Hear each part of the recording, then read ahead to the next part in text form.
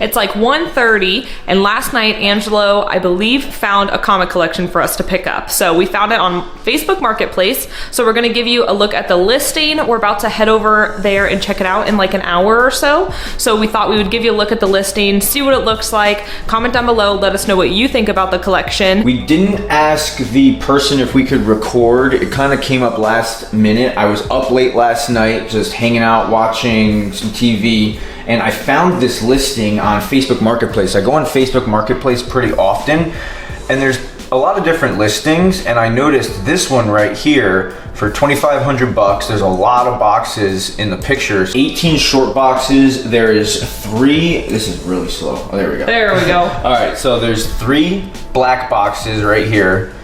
There's 9 black boxes. We have 3 by 3 by 3, yeah. So there's 9. He has a box right here which looks like it's holding some magazines. There's 2 other brown boxes right here. He has like the Capullo covers, the Batman Who Laughs, a lot of duplicates. I know that these go for close to like 10 bucks a piece. These I think those are the Matina covers.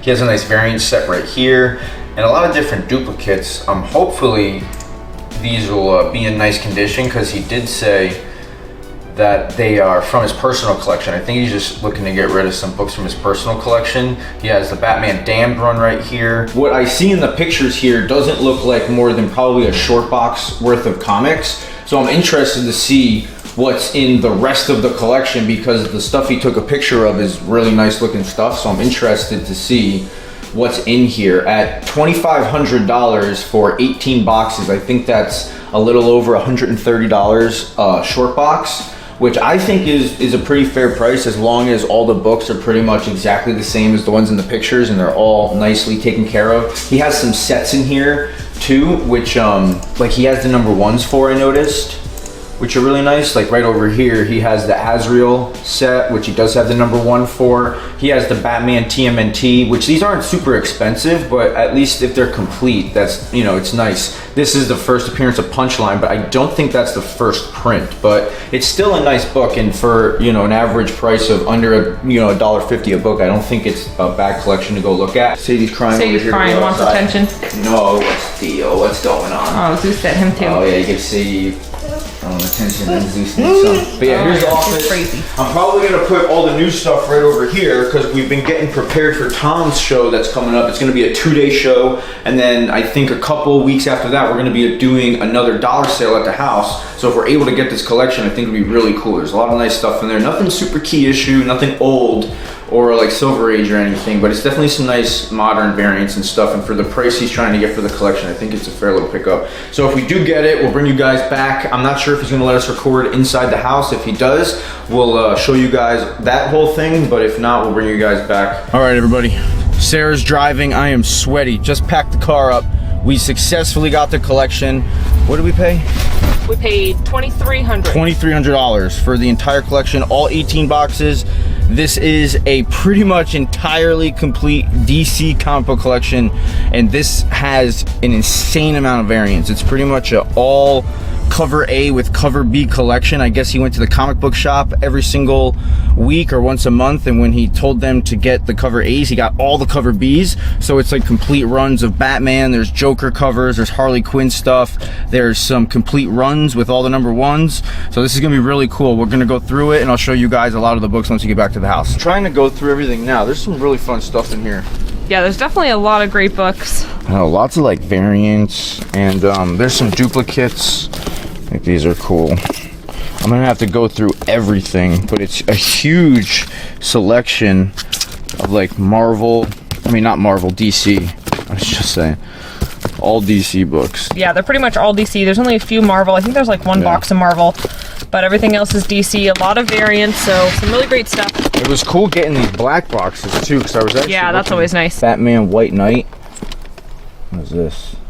Batman, so much Batman. Harley Quinn, White Yeah, there's Knight. a lot of fun Harley in here. And then here's some like Joker stuff. I think we got a pretty solid deal. So many different variants. This is what's awesome about this. I gotta go through like every single one of these. There's some foils, TMNT, some Kevin Eastman covers, Spawn. Oh, that's the other thing too, the Spawn. These Batman Spawn covers are sick. I think that's the 1 in 25. There's, I think, the one in 50. And then he did have a bunch of Spawn covers in here too. Nothing super, super low print run, but just a lot of nice variants too. He had pretty much like all consecutive runs, but they had all the variants with it. So it's all cover A's and then the variants. Dr. Fate, Shazam, Wonder Woman. Oh, that's a cool one. They're from the movie. That is cool. cool. That one's cool, yeah. Death of the Justice League. Look at all these cool variants. This guy was really nice. His name was Sean. He says he's getting out of collecting, so I don't think we'll be seeing him again. What is in here? Let's see. Oh, these are foils. I just realized it's a foil on the Dark Knight. And then this might be like a first print. And that's a cool one there. Batman Spawn. Batman 125. 128. 129. So many different variants. World's Finest. This is the second print, I think, on Hell Arisen. Punchline. There's another second print. Joker cover. That one's signed. That one was signed by someone. No COA. Yeah, there was a lot of great Harley variants in there that I like. That one's nice. Guardians of the Galaxy. Not a lot of Marvel, but there was a few. And the Spawns are cool. This one's really nice, too. Yeah, I like that one. Batman Adventures. Justice League #1. Oh, and then he did have these in there. Yeah, there were a few Batman keys. 666. Batman Who Laughs. Silver Surfer Black #1. Batman 127. DC vs. Vampires. Punchline. Oh, that's cool. Oh, and then he did have the Jim Lee set. So you got 619 with like all the Jim Lee covers, and then he did have this. Look, this was awesome. First Tommy Elliott. Yeah. So you have 609. There's 608. And then he's got a bunch of other Batman books in here, some year 3 stuff, and some more variants. Oh, I just noticed this, the McFarlane covers. Those are cool. He's got all of them? Oh, that's cool. Just 2 of them, it looked like. This is a whole like Batman run right here with all the different variants. So you have all cover A's, like 115, but then there's 115 variant. 114. There's 114. Oh, that's a cool connecting cover set there. That's a cool one. That one's cool in the chair. That's a pretty fun one too, from the movie The Suicide Squad. These are all in really nice shape too. Jock on 110. They're not super expensive variants, of course, but some of these are like ratio variants. Got Miracle Molly, 108. There's another one there, 106, a little bit of a key. So many books to go through. I know a lot of people aren't fans of the modern stuff, but I love these books. Good run of Batman, great covers. These are all in really nice shape. Some design variants. That one's got a $20 price tag. He said that when he was at the comic book shop, he had pretty much just told them to grab all the like cover A's and B's he could. He wasn't necessarily grabbing like keys or anything, I guess. Just the covers he enjoyed. Look at all these variants. Wow. City of Bane. Those are some cool covers. We do have these over here.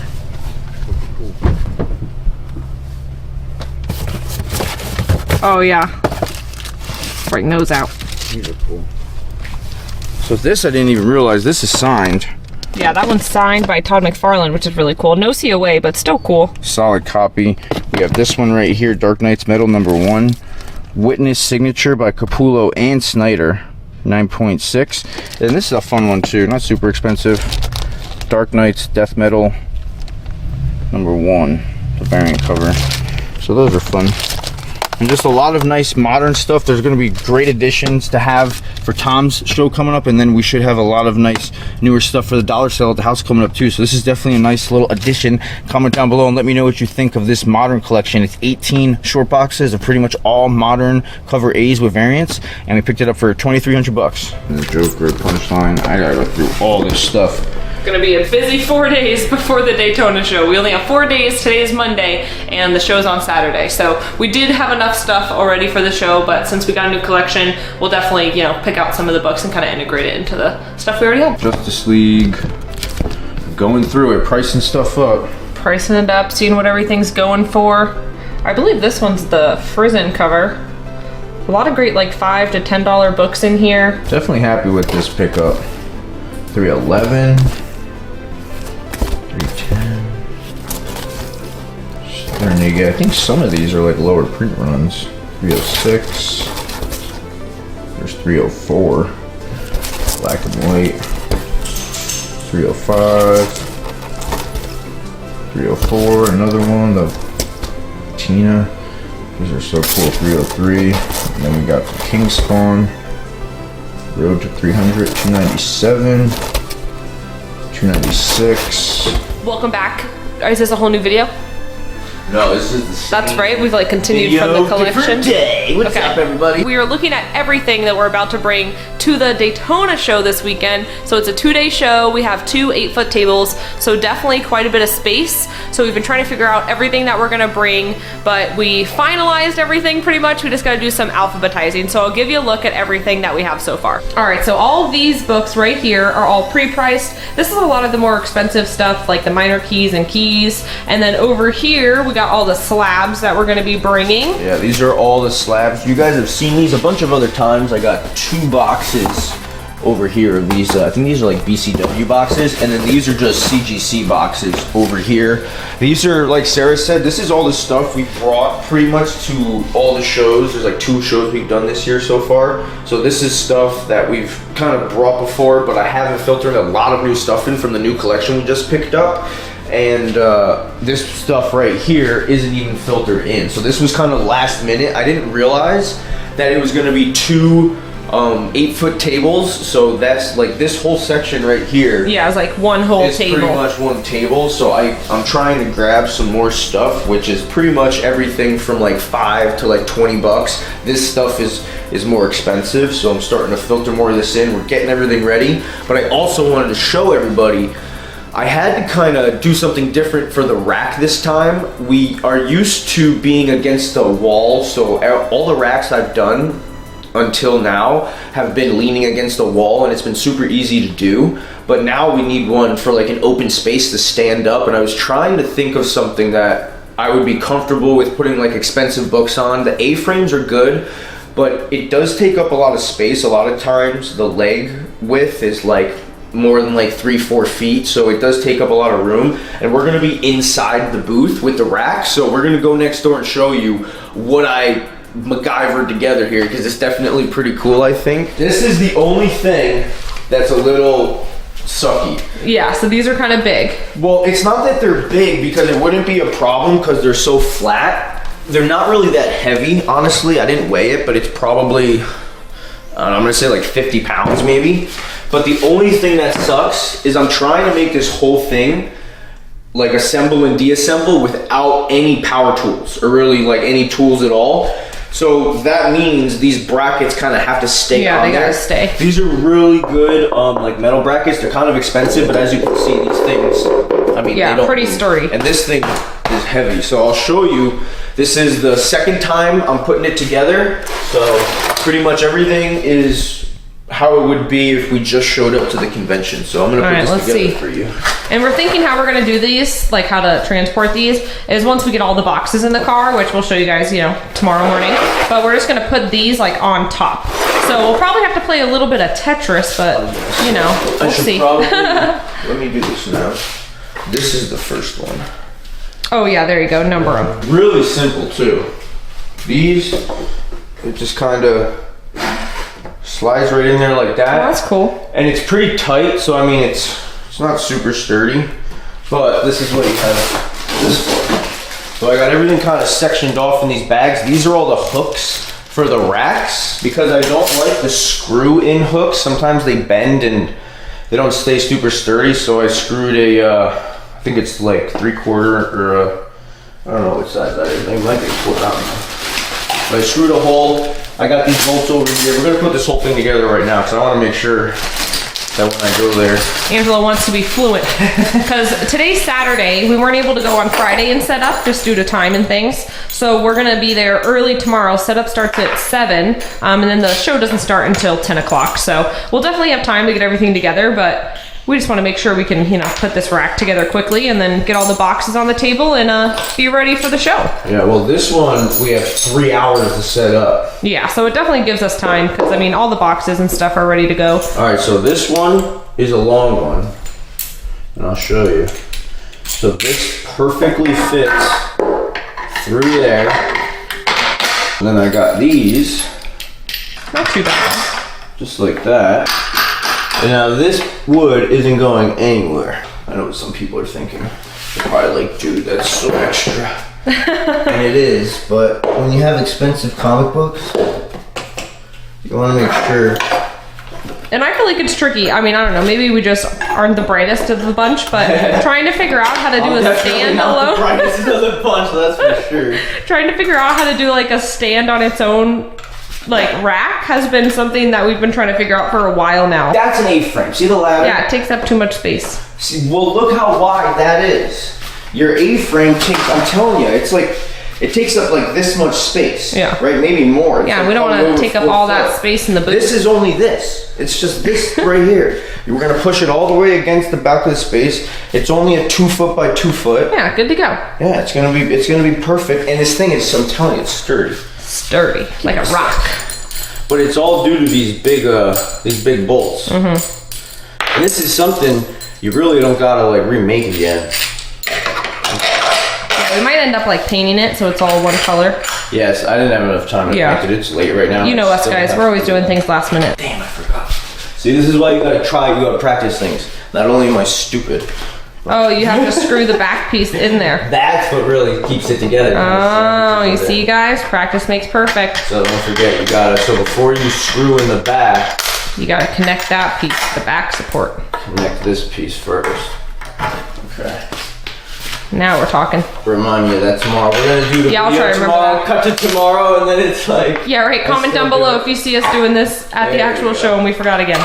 Now this thing is super sturdy. So it's sandwiched in between. It's literally the same exact design as the wall one with like this bottom piece. Mm-hmm. It's just now I have this in the stand. That black piece of wood goes up top, right? Yeah, but what I did is I tied it into the hook. Oh, Like okay. you'll see, it makes it just like a lot stronger instead of it being its own thing. Yeah, it's all connected. But this is kind of a pain in the butt. Oh yeah, because how are you gonna get there?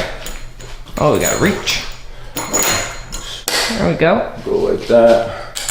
Put the washer in the back, and you just got to do every single. You got to do every. And that's how we lost the washer. Well, I mean, I got to figure out a little bit of a better way to. These washers are not these bolts aren't the best. The wing nuts are ideal. Yeah. I just didn't have enough wing nuts. But do you have to put that piece of wood on that very top one, or it's gonna go under? Oh, it's in the middle. Oh, in the middle. Okay. I'll show you. Volume 4 of the Comic Stand racks. But hey, I feel like they're getting better every time, so that's Yeah, good. right? It's not like they're getting worse. We should start a Comic Stand, like, comic stand company. And what's cool, I'll show you what I did with these two, because these are bigger hooks. I wanted the racks to sit at an angle so that the books wouldn't lean forward. And you can use this to tighten it. Yeah, so, is that what these little guys are? Well, the wood at the bottom is because that's the last of the hooks. Like there's no hooks down there. I'll show you. I use the hooks though as a... Oh, like as a support for the next rack? Exactly, I'll show you. Took me a while to figure out the measurements. The grid wall is probably like the best way, but that's expensive. Yeah, the grid wall is expensive. This isn't that expensive. This is like 1, 2, 3, 4 2x4s, then some scrap 2x4s, which these were actually, I think these were 8 foot. I cut them down to 7 foot, which is how I got these. And so 1, 2, 3, 4 2x4s. The most expensive thing is these brackets. Which, I mean, I'm sure you could figure out a different way of doing it without the brackets. I know there's one guy I saw on Instagram where he had something similar to this, but he kind of notched out like a hole that he like slid the 2x4 in. Put that right there. Keep that stuff there. And then this should just slide.